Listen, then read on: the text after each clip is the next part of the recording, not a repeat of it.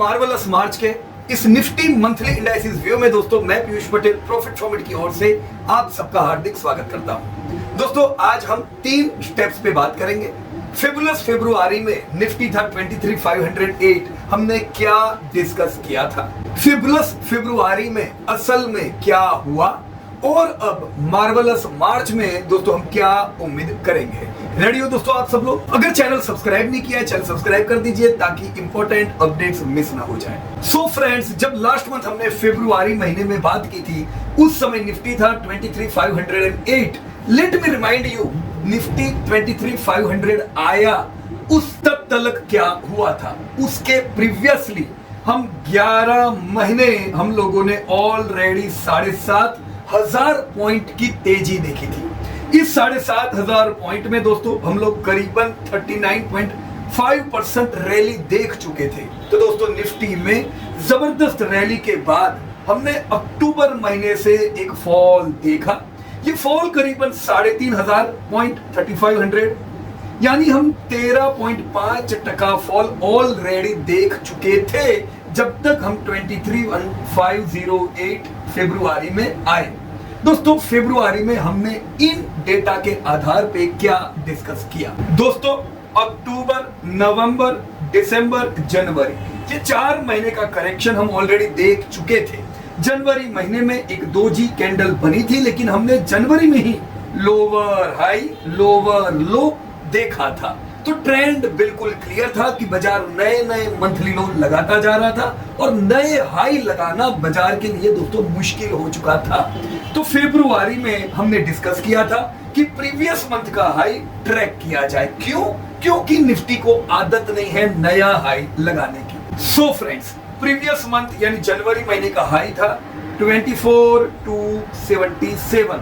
दोस्तों निफ्टी 24,277 के ऊपर नहीं जाता है, इसका सीधा मतलब है कि निफ्टी ने जैसे जनवरी में लोअर लो लगाया, निफ्टी नए नए हर महीना लो लगा सकता है।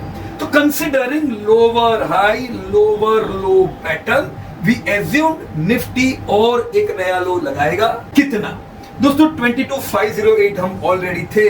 निफ्टी और नीचे फरवरी में 22,787 या तो फिर और नीचे 22,067 जा सकता है। क्यों? क्योंकि बाजार ऑलरेडी हर महीने नए नए लो लगा रहा है। दोस्तों हम लोगों ने अक्टूबर नवंबर ये 2 महीने का कंटिन्यू फॉल देखा था।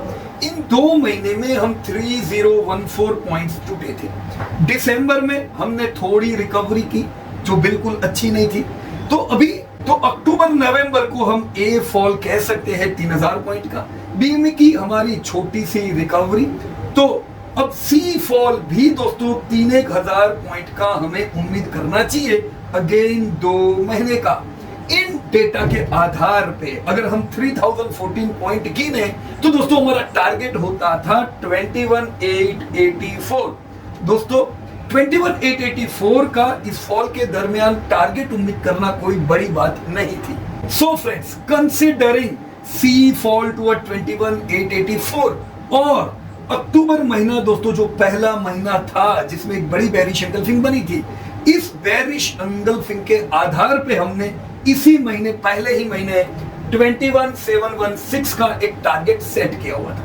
तो इससे बिल्कुल क्लैरिटी है दोस्तों कि ए फॉल आया 3,000 पॉइंट का, बी रिकवरी देखी, अगेन ये जो सी फॉल हम देखेंगे यहाँ पे 21,884 से 21,716 की ये रेंज दोस्तों बिल्कुल स्ट्रॉन्ग बाइंग रेंज बनती है। हम ये उम्मीद कर सकते हैं कि इस जगह से निफ्टी में जबरदस्त बड़ा बाइंग आ सकता है। अब हमने फरवरी में कितना टारगेट उम्मीद किया? 22,067। तो ये ध्यान रखें कि ये एंड नहीं है। फरवरी 2 महीना फॉल का होता है, यानी जैन एंड फेब। तो टाइम पीरियड वाइज सी का टाइम टारगेट खत्म होता है फरवरी में, तो मार्च से रिकवरी की उम्मीद है। पर प्राइस वाइज टारगेट दोस्तों ये हमें ध्यान रखना चाहिए। ये बातें हमने फरवरी में की थी। हम उम्मीद करते हैं कि इस रेंज से 24,200 तक की एक बढ़िया रिकवरी हम लोग 4-5 महीने में उम्मीद करेंगे। दोस्तों एज ए इन्वेस्टर हमें क्या करना चाहिए, ऐसे कोई भी फॉल आते हैं तो फॉल का फायदा उठाना चाहिए, एसआईपी कंटिन्यू करनी चाहिए। सो बाय ड्यूरिंग फॉल्स, जिससे रैली में बाय ना करना पड़े। दोस्तों 7,500 पॉइंट की जबरदस्त रैली देख चुके हो, तो 7,500 पॉइंट की रैली देखी है, ये 3-4 हजार पॉइंट का फॉल भी दोस्तों देखना बनता है। पर स्ट्रेटेजी क्या अच्छी, बाजार में अब फॉल भी एक नहीं अनेक देखोगे, रैली भी एक नहीं अनेक देखोगे। तो करना क्या है, फॉल जब आते हैं बाइंग करें, ताकि रैली में दोस्तों कम बाय करना पड़े। Right friends, so this was our fabulous February discussion. We set our target, already हमारे लॉन्ग टारगेट हमारे सामने थे। और दोस्तों असल में अब हम देखेंगे फरवरी में क्या हुआ। दोस्तों फेबुलस फरवरी में क्या हुआ, फेबुलस फरवरी में निफ्टी आया 22,125। अब देख सकते हो दोस्तों हमने करीबन 1500 पॉइंट का फॉल फरवरी में देखा। दोस्तों फरवरी में जैसी हमने बात की थी 22,787 का जो ये पहला टारगेट था, ये फर्स्ट वीक में ही आ गया। पहले ही वीक से दोस्तों फरवरी ने तय कर दिया था कि उसे धराशायी होना है। 22,787 का फर्स्ट टारगेट फर्स्ट वीक में आया। दोस्तों फरवरी की खास बात यह थी कि पूरे के पूरे फरवरी में 19 ट्रेडिंग सेशन थे, जिसमें खाली एक ट्रेडिंग सेशन दोस्तों बाजार प्लस रहा, यानी बाजार ने higher high, higher low, higher close लगाया। बाकी 18 सेशन एक भी दिन बाजार हायर हाई, हायर लो नहीं लगा सका। भयंकर फॉल हमने दोस्तों फरवरी में देखा। दोस्तों 22,787 से जैसे मैंने बात की कि पहला टारगेट तो पहले ही वीक में आ गया, फॉल पूरे के पूरे फरवरी महीने तक रहा, आखिरी दिन तक रहा। और आखिरी दिन में दोस्तों हमने 22,105 का लो लगाया, जो हमारा सेकंड टारगेट था उसके बिल्कुल करीब था। तो 22,105 का मंथली लो और 125 पे क्लोजिंग बताता है कि full month pressure was felt in fabulous February. So February जैसी उम्मीद की थी, this was the second month with again lower high, lower low and lower close. दोस्तों जनवरी में भी lower high, lower close, फरवरी में भी lower high, lower close। तो यस दोस्तों 2 महीने का कंटिन्यू हमने lower high, lower low, lower close देखा। So now if I combine all of these fall, जो अक्टूबर महीने से फॉल चला, अब तक हम फरवरी तक हम ये फॉल देख चुके हैं, इस पूरे फॉल को मैं कंबाइन करूं तो क्या दृश्य नजर आता है। दोस्तों पिछले 5 महीने में यानी 2 महीने का फॉल 1, 2, तीसरा महीना स्लाइट रिकवरी, अक्टूबर, नवंबर, दिसंबर स्लाइट रिकवरी, जनवरी, फरवरी अगेन 2 महीने का फॉल। तो कुल मिला के इन 5 महीनों में हम लोग 4172 पॉइंट ऑलरेडी धराशायी हुए हैं, जो 15.9% का फॉल बताता है। यानी करीबन हम कह सकते हैं हम 16% टूटे इन 5 महीनों में। इसमें पहले ही 2 महीने यानी अक्टूबर, नवंबर में हम 3014 पॉइंट टूटे थे, जो 11.5% फॉल बताता था। This was assumed to be a fall। इसके बाद जो हमने बी रिकवरी देखी दोस्तों, ये सिर्फ 1595 पॉइंट्स की देखी। जब भी दोस्तों रिकवरी आती है, हम जितना टूटे होते हैं उसका करीबन 61.8 से लेके 80 या इवन 100% की रिकवरी उम्मीद करते हैं। पर इस केस में हम देख सकते हैं कि बाजार खाली 50% रिकवर हुआ। This shows there was a huge weakness during recovery. So 2 महीने का फॉल, 2 महीने की रिकवरी नहीं देखी हमने, 61% से 100% की रिकवरी नहीं देखी। टाइम वाइज, प्राइस वाइज दोनों वीक रहा। अगेन सी फॉल दोस्तों जो एंटर हुआ जनवरी महीने से। तो जनवरी फरवरी कुल मिला के अब तक हम 2753 पॉइंट्स टूट चुके हैं। दोस्तों असल में कितना अंदाजा रखना चाहिए फॉल का, हम टूटे हैं 2753 पॉइंट, 2 महीना टूट चुके हैं, यानी प्राइस टाइम वाइज टारगेट हमारा क्लियर हो चुका है। हम मार्च में रिकवरी उम्मीद कर सकते हैं, पर प्राइस वाइज अभी भी कितना टारगेट पेंडिंग है दोस्तों। 28,858 का हमारा रिकवरी का हाई है। 3014 पॉइंट्स अगर मैं इसमें से निकाल दूं तो हमारा टारगेट बनता है 21,884। दोस्तों 21,884 जो मैंने आपको पहले बताया, ये टारगेट अनुमान रखना चाहिए। तो हो सकता है अर्ली मार्च में बाजार और लोअर लो लगाए 21,884 की ओर आए, या फिर जो अपना ऑलरेडी पेंडिंग टारगेट है 21,716 की ओर जाए। इस रेंज में बाजार को सपोर्ट मिलने की पूरी प्रोबेबिलिटी है। हम यहां से वापस से स्ट्रॉन्ग रिकवरी दोस्तों देखें। Right friends, this was what happened during February. अब तक हम दूसरे 2753 पॉइंट्स टूट चुके हैं 3014 में से, तो कुछ पेंडिंग टारगेट है। सो कंसिडरिंग दिस, अब दोस्तों हम मार्वलस मार्च में क्या उम्मीद करें? बाजार कितना है? 22,125। So considering lower high lower low for both the month January and February, हम मार्च महीने में भी एक नया लोअर लो उम्मीद कर सकते हैं, जैसी ट्रेंड चली आ रही है। क्योंकि वैसे भी हमारे जो टारगेट्स है 21,884, मेरे को गिनती बताने की जरूरत नहीं है, ऑलरेडी हम लोगों ने देख ली।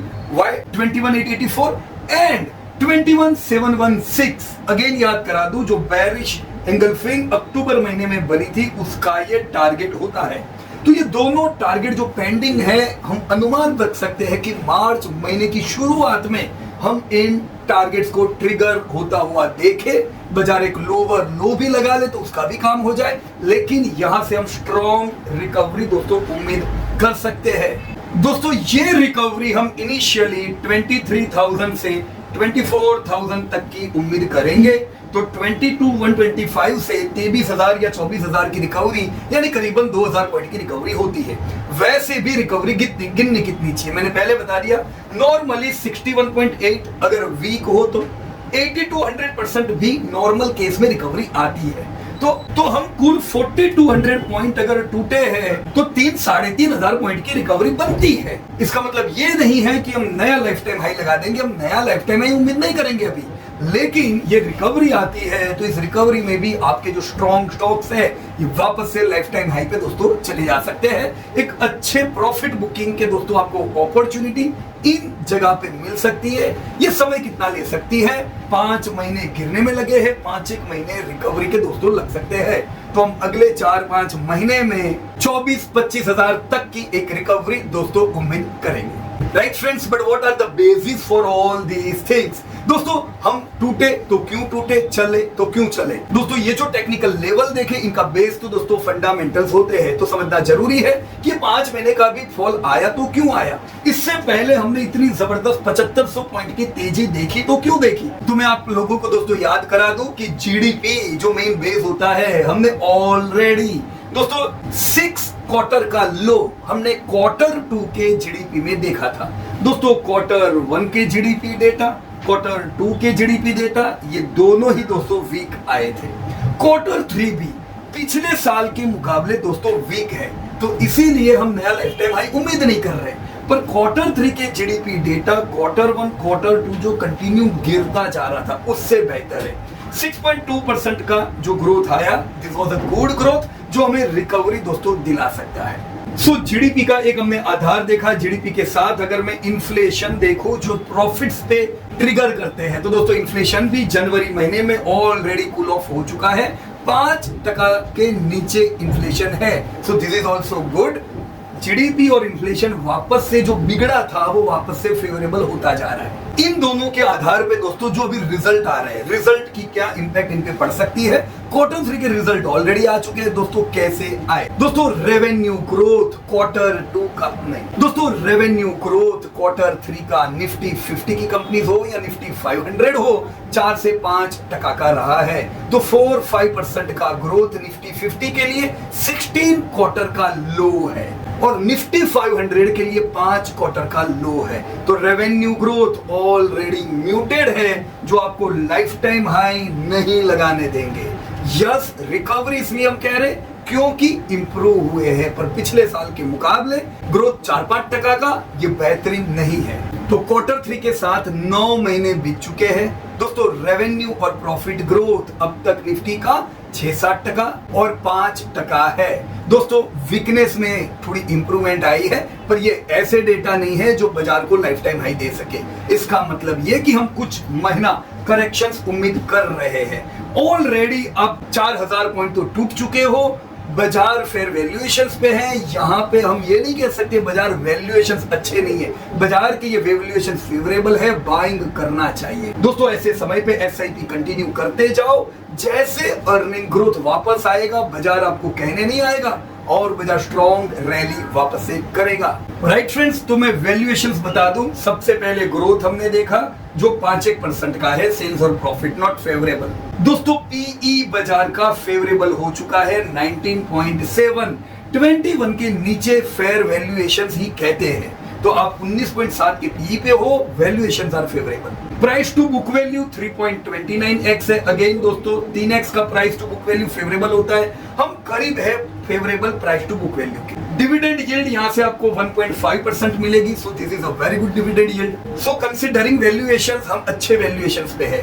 तकलीफ किधर है दोस्तों? ग्रोथ में है। ग्रोथ सुधरेगा, बाजार में तेजी आ सकती है। ऑलराइट फ्रेंड्स, तो हमने ये साल करेक्शन का तो देखा, but let me highlight you an important points. कई बार इन्वेस्टर घबराते हैं, ये फॉल आया, अरे मैं क्या करूंगा, मेरे शेयर गिरे हुए, क्या फर्क पड़ता है, ये बाजार कितना भी गिरा। अगर बाजार आज 16% डाउन है, आपको सही में बोलो क्या फर्क पड़ता है? क्या आपको ये साल बेचना था?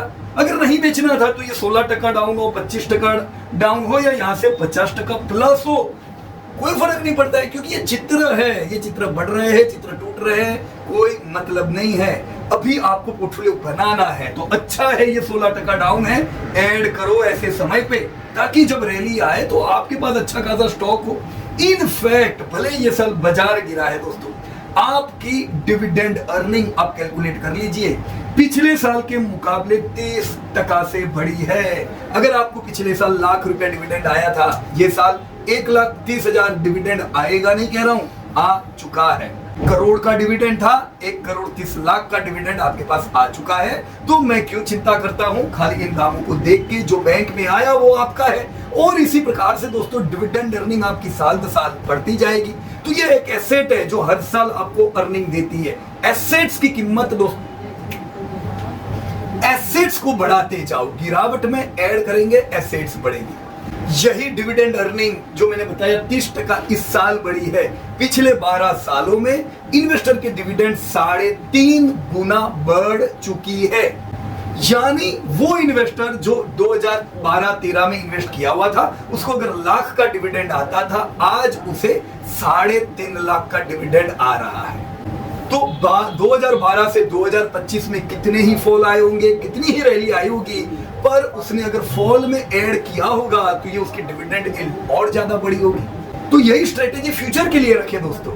ऑलराइट फ्रेंड्स, 2024-25 में जीडीपी हम 4.1 ट्रिलियन उम्मीद कर रहे हैं, 331 lakh crore in the rupee value. दोस्तों ट्रेल ईपीएस 1123 अभी ऑलरेडी है। तो निफ्टी का 1123 ट्रेल ईपीएस के हिसाब से गिन लो, फेयर वैल्यूएशन 21 की है बाजार की। दोस्तों आपका बाजार 23,000 पे फेयर वैल्यू पे है। अगर 23 से नीचे है अभी, इसका मतलब आप अच्छे वैल्यूएशन पे बाय कर रहे हो।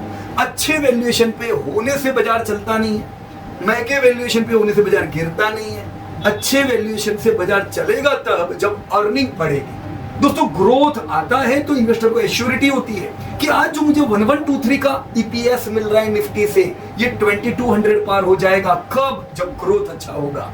Right, so this is a fair valuation. एक बाजार इंट्रिंसिक वैल्यू पे है, we need to take the opportunity. Friends, it was great discussing with everybody. दोस्तों मैं कुछ इवेंट बता दूं, दिल्ली में 2 इवेंट होने को है। 22 मार्च को 5 स्टेप टुवर्ड वेल्थ, जो हम हर साल करते हैं नए अपडेट्स के साथ। अभी इकोनॉमी में क्या चल रहा है, इंडस्ट्री में क्या चल रहा है, ये डिस्कस करेंगे 3 घंटे के फ्री सेशन में।